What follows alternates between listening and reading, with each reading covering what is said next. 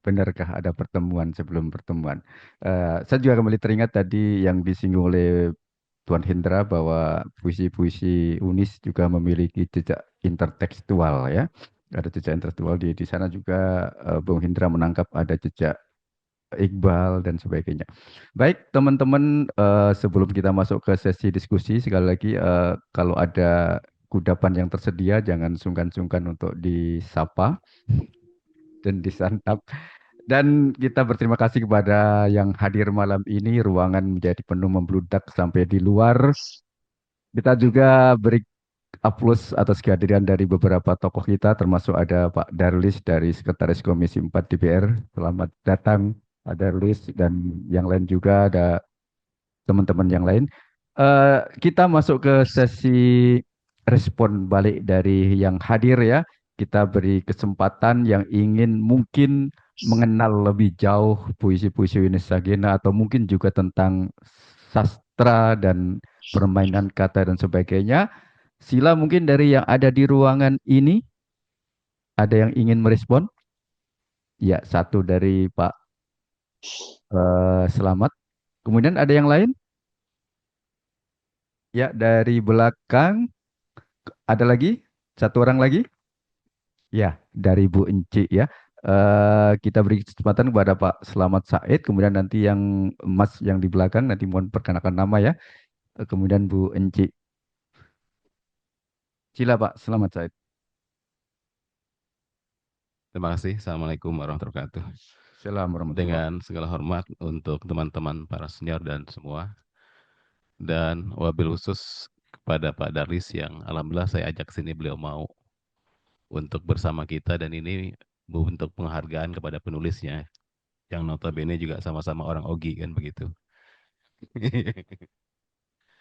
Iya, saya mungkin merespon dari puisi yang tadi dipaparkan sama pengamat perkotaan kita juga, Bang Dahri, ya, terkait dengan Tugu. Apa sih? Saya ngikuti itu dan saya berkomentar juga di Facebook dengan perspektif saya sebagai seorang public speaker di Kalimantan Timur. Saya ingin yang pertama itu butiran-butiran rindu yang diungkap itu, Mas Dahri, saya juga ingin menyampaikan bahwa ketika rindu itu tidak tersampaikan, kita mesti tetap bahagia. Kenapa? Karena puncak kerinduan itu sesungguhnya adalah bagaimana kita bertemunya dengan Allah Subhanahu wa taala. Itu yang pertama. Terus yang kedua tentang jembatan. Ya, dengan jembatan ini juga merupakan kesaksian menurut saya yang disampaikan bahwa perjalanan hidup seseorang itu pasti ada pasang surutnya, ada kegagalannya, tidak serta-merta sesuai dengan harapan. Tetapi dalam konteks motivasi, jembatan itu untuk dilalui. Artinya kita tidak boleh berpikir mundur dan bahkan jembatan itu seharusnya dibakar. Kenapa? Karena supaya kita bisa bangkit dan lebih maju dari luka-luka yang pernah kita lintasi di jembatan itu. Saya kira ini tanggapan dari saya. Selamat kepada penulisnya. Mungkin beri tepuk tangan yang meriah lah sekali kepada penulisnya. Ya. Terima Ya, kasih. Assalamualaikum warahmatullahi wabarakatuh. Assalamualaikum warahmatullahi. Terima kasih Pak Selamat Said. Selanjutnya Abang yang di belakang. Oke, eh, oke perkenalkan, selamat malam semuanya. Nama saya Audrey Kalzaki. Terus pertama saya ingin menanyakan mungkin kepada pandangan Ibu Unis Sagina lah di awalnya. Itu saya ingin menanyakan di awal tentang bagaimana buku-buku puisi dari Bu Unis ini dapat membantu pembaca untuk memahami isu-isu isu-isu sosial dan politik yang terkait dengan luka dan traumanya dari mungkin dari Bu Unis sendiri. Gitu. Iya, terima kasih. Bung siapa tadi? Zaki. Ya, oke. Kemudian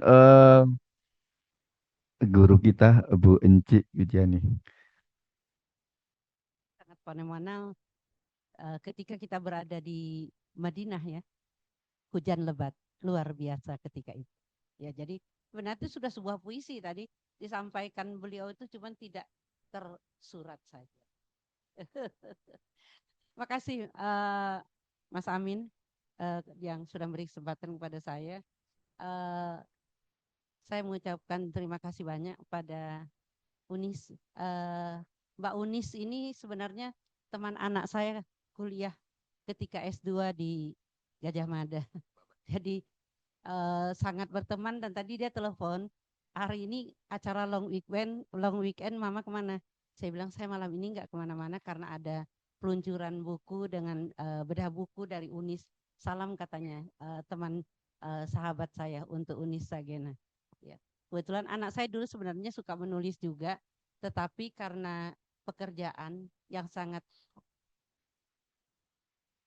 menyita waktu sehingga dia tidak sempat lagi. Tapi tadi dia menyampaikan bahwa anaknya kelas 5 SD beberapa hari lalu mohon doa kepada saya berangkat ke Semarang untuk lomba jurnalistik. Tadi dia bilang dia dapat perunggu. Alhamdulillah saya bilang. Saya bilang alhamdulillah itu karunia Allah untuk jati dirinya kepada cucu saya itu supaya dia lebih merasa untuk aktualisasi diri mungkin lebih baik walaupun dapat perunggu. Alhamdulillah hadir juga nih Bang Sanip dan Dinda Hamdani. Tadi panggil ke depan nggak mau. Kemudian Dinda Darlis. Saya selalu manggil Dinda karena ketika sama-sama di DPR saya ya seperti Bang Sapril juga mbak-mbak semua Kak. Karena saya memang usianya barangkali yang paling tua, malam ini pun barangkali saya yang paling tua di sini. Ya alhamdulillah. Saya pernah punya puisi Mas Amin. Puisi itu antara perempuan dan wanita. Saya tulis tahun 2006. Sepulang dari saya sidang sampai di Balikpapan saya ditantang untuk terbitan sebuah buku kumpulan seniman Balikpapan yang dihimpun oleh Putu Wijaya, dan itu tahun 2006 antara perempuan dan wanita. Kemudian satu lagi puisi saya sayang Mbak Fitri tidak ada. Ketika itu kami di Taman Budaya kalau tidak salah sama Dinda Hamdani, itu ada pembacaan puisi kalau tidak salah dalam bulan puasa barangkali itu. Puisi saya itu berjudul From Karangmumus with Love.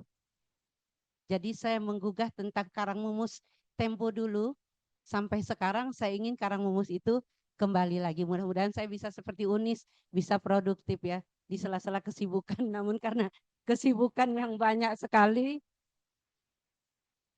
sudah tak sempat, paling-paling ada tersirat tapi tidak tersurat ya karena padatnya hari-hari saya, karena saya memang kegiatan saya relawan ya, Ketua Yayasan Kanker Provinsi Kalimantan Timur yang sebenarnya banyak inspirasi dari situ. Kemudian sebagai Presiden Alumni Australia Kalimantan Timur juga sangat sibuk, ditambah tugas lain di kampus dan lain-lain. Membaca punya dua buku terbitan Unis ini dibagi dua katanya supaya lebih mudah, karena kalau jadi satu orang bosan membacanya. Tapi kalau satu-satu begini seperti Quran juga sekarang dibagi dalam juz-juz yang tipis itu lebih mudah. Apresiasi untuk Unis, penyair wanita Kalimantan Timur ya. Mudah-mudahan banyak unis-unis yang lain yang tampil mengekspresikan bagaimana Kalimantan Timur ini yang bisa diolah dalam sebuah puisi, baik flora, fauna maupun individualnya, kemudian bagaimana sumber daya alam dan pemandangan yang indah dan sebagainya. Seperti Bang Safril yang sudah berkelana kemana-mana, lahirnya tadi di mana, Lampung sampai ke Aceh, kemudian terdampar di Kalimantan Timur, jatuh hati sama orang Kaltim? Enggak. Alhamdulillah akhirnya melahirkan tulisan. Jadi tulisan beliau banyak sekali, sejak 30-an tahun yang lalu itu banyak tulisan, karena di Kaltim Post juga, kemudian yang lain-lain, hanya terlalu merendah saja tadi. Bang Safril menyatakan iri kepada Ananda Unis, tapi sebenarnya beliau lebih produktif. Terima kasih juga saya malam ini bisa hadir di sini, diundang sama teman-teman GPMB dan sebagainya. Mudah-mudahan ini adalah awal yang baik untuk produktif daripada perempuan Kaltim, dan selanjutnya mudah-mudahan ada kumpulan-kumpulan puisi dari perempuan-perempuan Kaltim yang produktif. Terima kasih. Wassalamualaikum warahmatullahi wabarakatuh. Assalamualaikum warahmatullahi wabarakatuh. Ibu Unci, terima kasih. Bu Unci ini juga adalah pembina dari Gerakan Pembudayaan Minat Baca Provinsi Kalimantan Timur. Baik, tadi ada 3 respon dari yang hadir di sini. Sebelum mungkin ditanggapi oleh narasumber kita, dari Mas Bayu, apakah ada respon dari pesan-pesan di Zoom atau barangkali ada yang mengangkat tangan dari Zoom?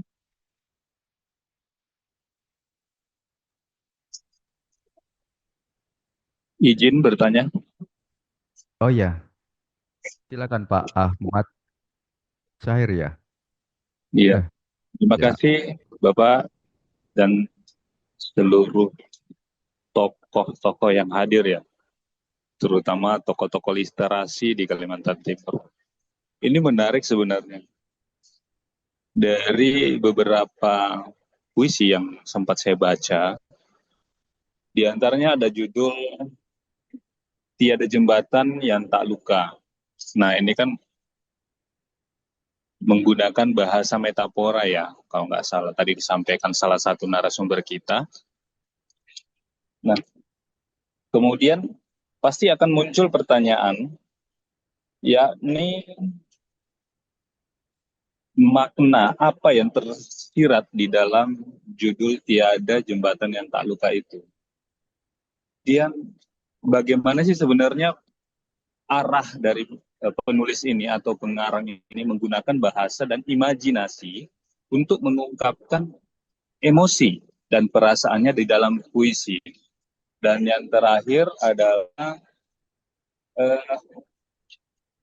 kira-kira Bu Unis ini menggambarkan hubungan antara manusia dan alam di dalam puisinya, puisi-puisinya itu seperti apa? Karena yang kita lihat di dalam puisi beliau itu luar biasa ini ya, banyak perumpamaan dan juga kalau orang yang mungkin sekilas membaca tentunya akan terlihat abstrak. Seperti itu. Terima kasih, Bapak. Ya, terima kasih. Bang Bayu, apa ada pertanyaan dari kolom chat? Tidak ada. Oh, tidak ada. Oke, langsung kita beri kesempatan kepada Bung Dahri untuk menanggapi respon-respon dari baik yang hadir di ruangan maupun yang dari Zoom. Silakan.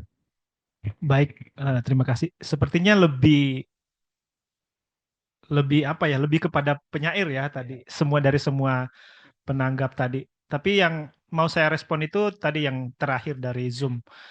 Eh, Sebenarnya tugas penyair itu sudah selesai. Kalau kita harus bertanya kepada penyair apa maknanya, apa maksudnya, hari ini nggak ada lagi yang ngomongin Hairil Anwar. Karena Hairil Anwar sudah mati. Sama dengan Khalil Gibran, Rendra. Nggak mungkin kita panggil dukun, dirukiah, terus masuk arwahnya Hairil, Hairil apa maknanya puisimu? Nggak mungkin. Makna itu ada dalam pikiran pembaca sebenarnya. Ada sebuah esai yang menarik, esai yang terlalu sering dirujuk oleh orang-orang di akademisi misalnya, The End of Author. Jadi secara metaforik, saya bisa menyebut Unis Sagena sudah mati secara metafora. Sudah selesai tugasnya. Uh, Buku ini kemudian akan tersesat kalau kita harus bertanya ke Bu Unis, ini di halaman 5 apa maknanya? Gak mungkin. Betapa tidak menariknya karya sastra kalau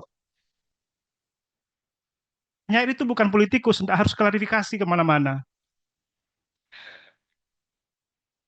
Tidak harus klarifikasi. Jadi sudah selesai.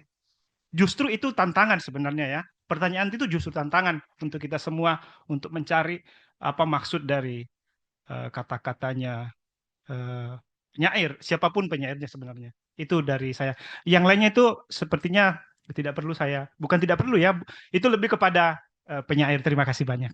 Ya. Padahal katanya penyair udah nggak boleh menjawab lagi. Oke.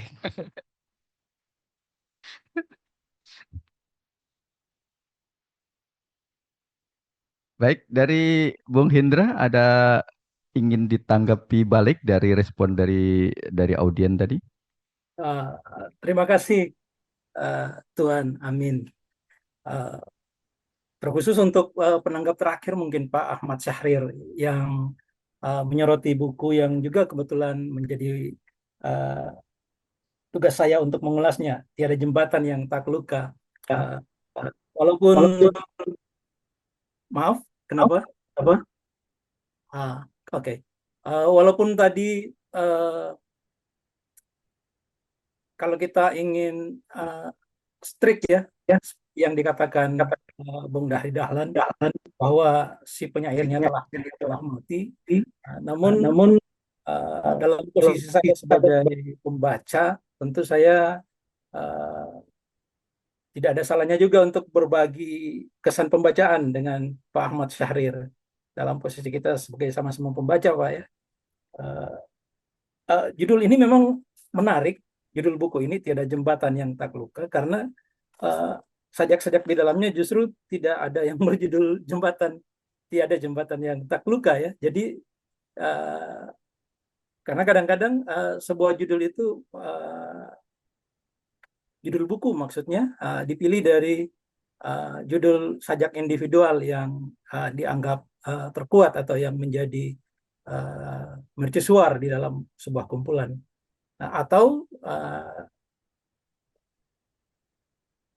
dipilih berdasarkan penafsiran atas tema yang diangkat. Nah, mungkin Tiada Jembatan yang Tak Luka ini lebih mengarah ke tema yang diangkat tadi, yaitu perjalanan intelektual maupun fisikal yang tentunya membutuhkan jembatan untuk sampai sebagai sebuah sarana. Namun jembatan di sini tentu menjadi atau memiliki ironi tersendiri ya, karena agar dapat berfungsi sebagai sebuah jembatan maka tentu akan ada banyak orang yang lalu lalang di atasnya, sehingga kemudian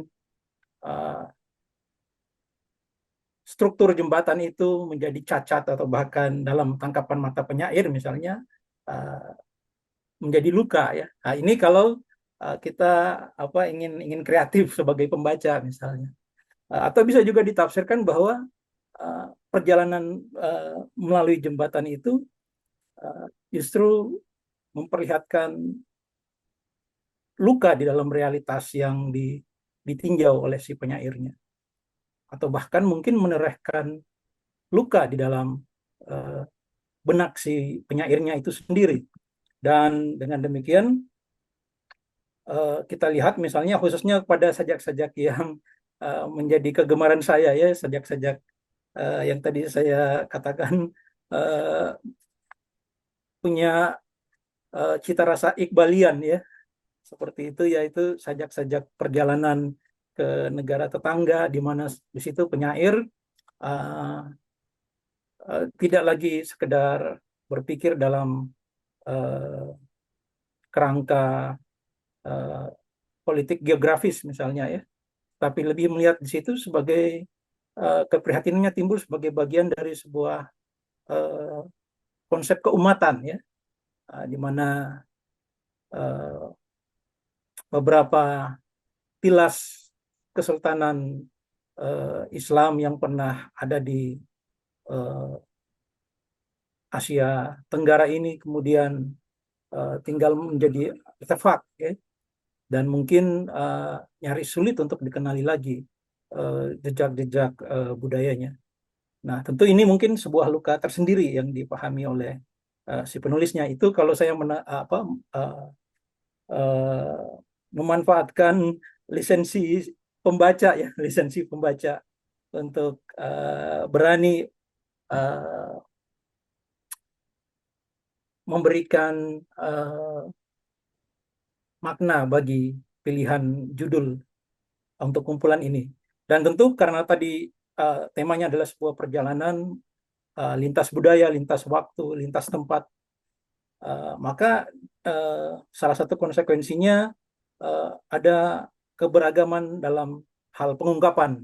Nah, di sini saya ingin masuk ke pertanyaan kedua tadi dari Pak Ahmad Syahrir tentang bagaimana cara si penyairnya menggunakan bahasa. Secara khusus saya ingin menyoroti bagaimana cara si penyairnya dalam memilih diksi, ya. Karena bagi pembaca buku ini salah satu tantangan, ya, tantangan, atau bahkan mungkin kalau tantangan itu membuat takut, maka dia menjadi rintangan, ya, untuk menyelesaikannya adalah tadi pada pemilihan penggunaan diksi yang tadi terkesan arkais misalnya, atau kata-kata yang berupa kata-kata serapan yang diinovasi oleh si penulisnya, dan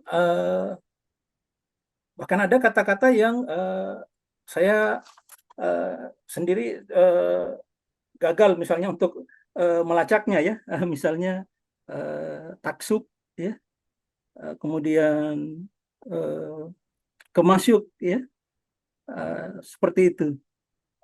Tapi tadi seperti yang menjadi patokan pemahaman saya dalam pembacaan sastra, bahwa selama kesan keseluruhan, ya, atau dalam bahasa psikologinya gestalt dari sebuah karya itu sampai kepada kita, maka unsur-unsur minor seperti itu mungkin bisa ditunda atau diabaikan untuk sementara waktu. Nah, terkecuali kalau memang pembacaan kita itu kemudian ingin diteruskan bukan hanya sebagai penikmatan, tetapi kemudian menjadi sebuah kritik. Maka pekerjaan lain adalah kemudian mempertanggungjawabkan penggunaan diksi itu. Tetapi itu soal lain lagi. Namun dalam kesempatan ini juga, sekiranya memang akan ada penerbitan edisi kedua misalnya, tentu kita harapkan editor dalam hal ini bisa turut membantu membuat glosari misalnya, ya, glosaria, daftar kata-kata, dan bahkan juga mungkin karena saya lihat di dalam salah satu sajak itu ada penggunaan italik, ya, atau kata-kata yang diminta untuk asing, maka alangkah indahnya jika itu konsisten diterapkan pada sajak-sajak yang lainnya juga di dalam kumpulan jembatan tiada jembatan yang tak luka ini. Dan terakhir mungkin sekaligus saya memanfaatkan untuk pihak editor, ya, kiranya dapat lebih cermat, karena dalam buku jembatan ini ternyata ada sebuah sajak yang dimuat 2 kali, ya, yang mungkin dalam draftingnya lupa untuk dihapus, ya, yang makin lupa dan bagaimana melenyapkan gaung itu, ya. Nah, ini mungkin hal-hal yang teknis yang mungkin bisa menjadi catatan untuk pertimbangan di edisi kedua nanti. Terima kasih. Ya, terima kasih Pak Tuan Hendra. Kita beri aplaus sekali lagi untuk kedua narasumber kita. Dan tak terasa ini sudah sekitar 10 menit menuju 10 malam, ya, untuk di wilayah Kaltim. Kalau di Aceh mungkin masih agak sore ini, ya. Baik tuan-puan semua, teman-teman yang hadir baik di ruangan maupun di Zoom, ada beberapa yang bisa kita ambil dari pertemuan ini, setidaknya bahwa menulis puisi diperlukan beberapa keterampilan, ya. Di antaranya bagaimana kita bisa terampil mengelola inspirasi-inspirasi dan peristiwa-peristiwa untuk kemudian kita olah dan kita sajikan dalam tuangan-tuangan yang pilihan bahasanya terkontrol dan bagus, gitu, ya. Dan tadi kita lihat dari respon beberapa narasumber, penyair kita Unis Sagina berhasil menuangkan materi, jadi berhasil ada materi yang dibawa dan kemudian menuangkannya dengan bahasa-bahasa yang memang terkontrol, gitu, ya, dan punya kekuatan, dan dalam hal tertentu bahasa-bahasa itu juga menghadirkan bayangan-bayangan yang jauh. Dia mungkin hipogramatis barangkali, gitu, ya, dan beberapa juga memiliki intertekstualitas dan sebagainya. Intinya bahwa ada kemasan didaktik dan kemasan estetik. Ada 2 poin, didaktik dan estetik, dan 2 poin ini nanti juga sekedar informasi itu yang akan kita angkat sebagai tema dalam dialog Rantau Borneo Kalimantan yang insya Allah akan diadakan di Samarinda, yang itu akan menghadirkan sastrawan-sastrawan, karyawan-karyawan dari 4 negara dan 5 provinsi di Kalimantan, gitu ya. Para karyawan insya Allah nanti akan bertemu dan bagaimana menjayakan sastra Melayu, terutama dalam aspek estetik dan didaktik ini. Terima kasih untuk kehadiran semuanya. Saya sebagai moderator meminta maaf jika ada banyak kekurangan dan khilaf di sana sini. Sekali lagi aplaus untuk penyair kita Unis Sagena. Tahniah syabas untuk kelahiran dan pelancaran 2 buku puisi malam ini. Akhir kata, Assalamualaikum warahmatullahi wabarakatuh. Saya kembalikan kepada Raisatul Majlis.